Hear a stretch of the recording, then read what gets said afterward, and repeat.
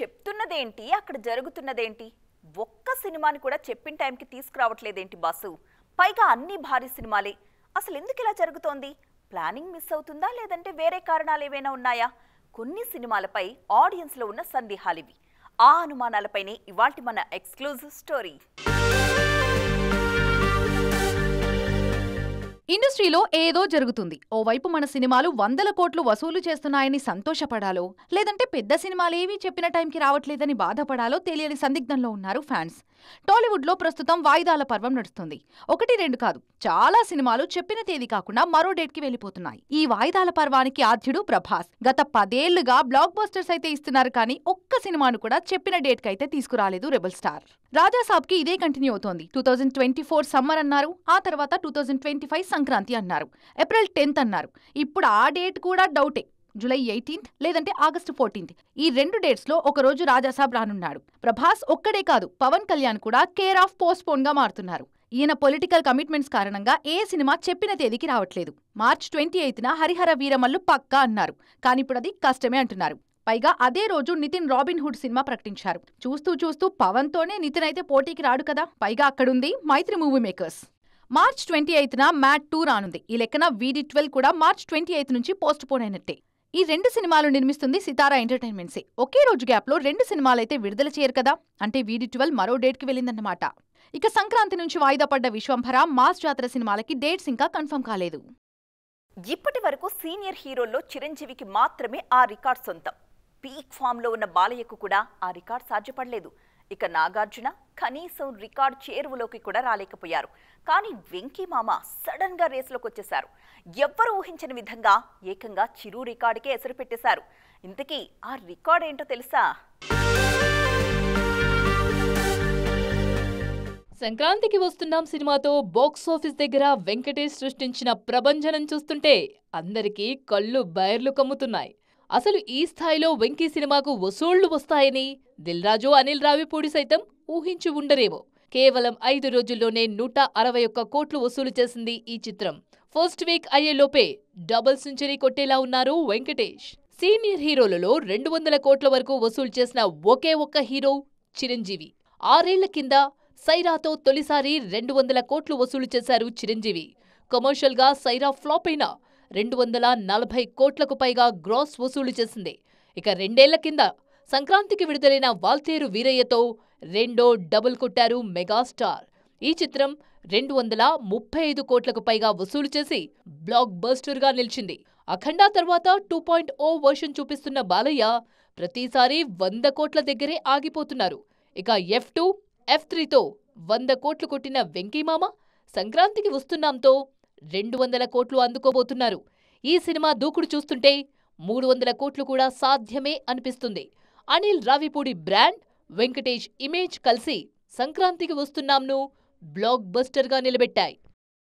Ram Charan, Dil Raju combination లో మరో cinema రాబోతుందా?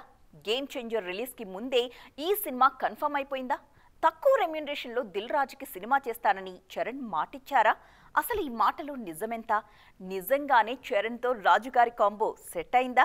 అసలు నిజాలేంటో తెలుసుకుందాం పదండి. గేమ్ చేంజర్ విడుదల తర్వాత రామ్ చరణ్ అభిమానులను కలిశారు.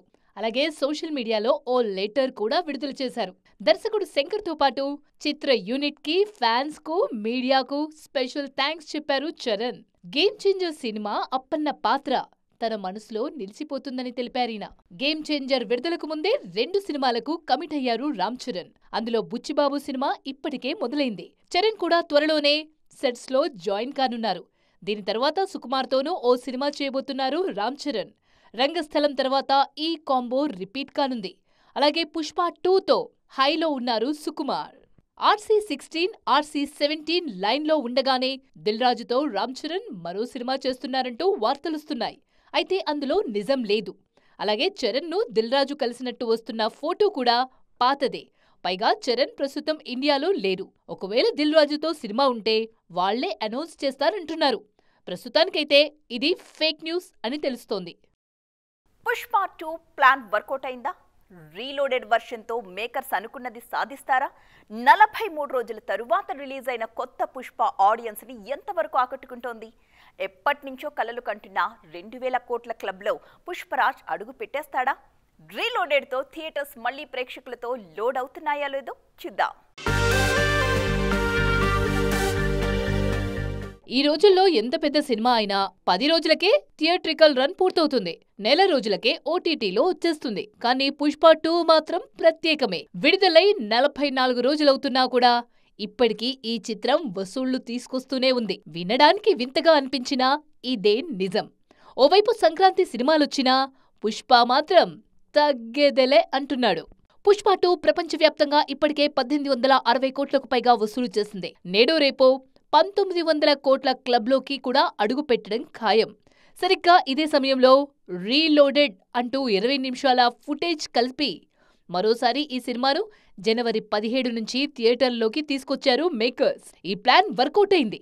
పుష్ప 2కు మళ్లీ హౌస్ఫుల్ బోర్డులు కనిపిస్తున్నాయి. రీలోడెడ్ వర్షన్ కు సిటీస్ లో హౌస్ఫుల్ బోర్డులు కనిపిస్తున్నాయి. కొన్ని స్క్రీన్స్ లోనే ఈ సినిమా ఉన్నా ఉన్న స్క్రీన్స్ అన్ని హౌస్ఫుల్ అవుతున్నాయి. ఇదే దూకుడు మరో 10 రోజులు సాగితే సినిమా 2000 కోట్ల మ్యాజికల్ క్లబ్ లోకి అడుగుపెట్టినా ఆశ్చర్యపోనక్కర్లేదు. ఇదే జరిగితే ఫస్ట్ రిలీజ్ లోనే ఈ రికార్డ్ అందుకున్న తొలి ఇండియన్ సినిమాగా పుష్ప 2 నిలుస్తుంది.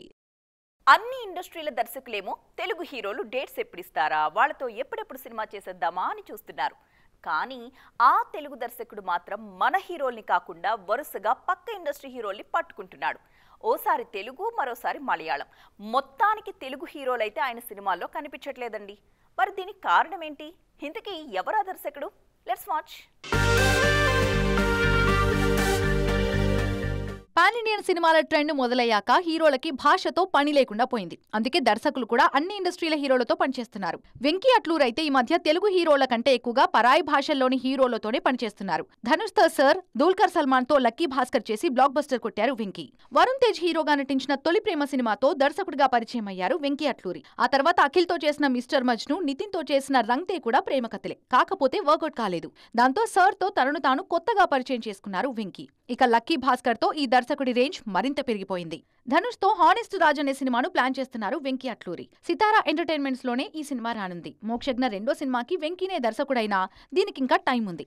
ఈలోపు ధనుష్ ప్రాజెక్టు పూర్తి చేయాలని చూస్తున్నారు ఈ దర్శకుడు. మొత్తానికి వెంకీ కథలు మన హీరోలకు నచ్చట్లేదో లేదంటే ఆయనే చెప్పట్లేదో తెలియట్లేదు, కానీ అన్ని పక్క ఇండస్ట్రీ హీరోల దగ్గరికి వెళ్ళిపోతున్నాయి. ఛాన్స్లు మళ్ళీ మళ్ళీ రమ్మంటే రావు. అవి వచ్చినప్పుడే మనం ఉపయోగించుకోవాలి. ఇప్పుడు పూజా హెగ్డే సరిగ్గా ఇదే పని చేస్తున్నారు. అసలే ఫ్లాప్లు, ఆపై 3 ఏళ్ల తర్వాత వస్తున్న సినిమా. ఇక ఊరికే ఉంటారా? రాకొచ్చిన అవకాశాన్ని ఫుల్గా వాడేసుకుంటున్నారు పూజ. ఈ భామ గ్లామర్ షోతో సోషల్ మీడియా తగలబడిపోతోంది ఇప్పుడు. ఒకప్పుడు పూజా హెగ్డే కెరీర్ కి ఈ పాట బాగా సెట్ అయ్యేది. కానీ 2 ఏళ్లుగా సీన్ మారిపోయింది. ఒక్క ఛాన్స్ అంటూ వేచి చూస్తోంది ఈ బ్యూటీ. తెలుగులో కాకపోయినా హిందీ, తమిళంలో ప్రస్తుతం పూజా హవా బానే ఉంది. సూర్య, విజయ్ లాంటి స్టార్స్ తో పాటు హిందీలో షాహిద్ కపూర్, వరుణ్ ధావన్ లాంటి కుర్ర హీరోలతో జోడీ కట్టారు పూజ. 2 ఏళ్లుగా పూజా హెగ్డేకు రిలీజ్లు లేవు. ఎంతసేపు ఫోటోషూట్స్ మినహా సినిమా ప్రమోషన్స్కి వచ్చే అవకాశమే లేకుండా పోయింది. ఇన్నాళ్లకు ఆ ఛాన్స్ వచ్చింది. జనవరి 31న షాహిద్ కపూర్ దేవా విడుదల కానుంది. రాక వచ్చిన ఈ ఛాన్స్ ఫుల్గా వాడుకుంటున్నారు పూజా హెగ్డే. దేవా ప్రమోషన్స్లో హై రేంజ్ గ్లామర్ డోస్తో రెచ్చిపోయారు ఈ బ్యూటీ. సినిమాలో పూజా హెగ్డే గ్లామర్ షో చేసిందో లేదో తెలియదు, కానీ బయట ప్రమోషన్స్లో మాత్రం తగ్గేదేలే అంటున్నారు.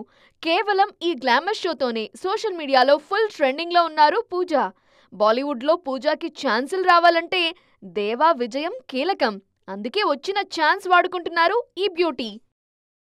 సో ఫ్రెండ్స్, చూసారుగా ఇది ఇవాల్టి ఈటీ ఎక్స్క్లూజివ్. మరిన్ని ఇంట్రెస్టింగ్ అప్డేట్స్తో మళ్ళీ కలుద్దాం. అప్పటి వరకు చూస్తూనే ఉండండి TV9.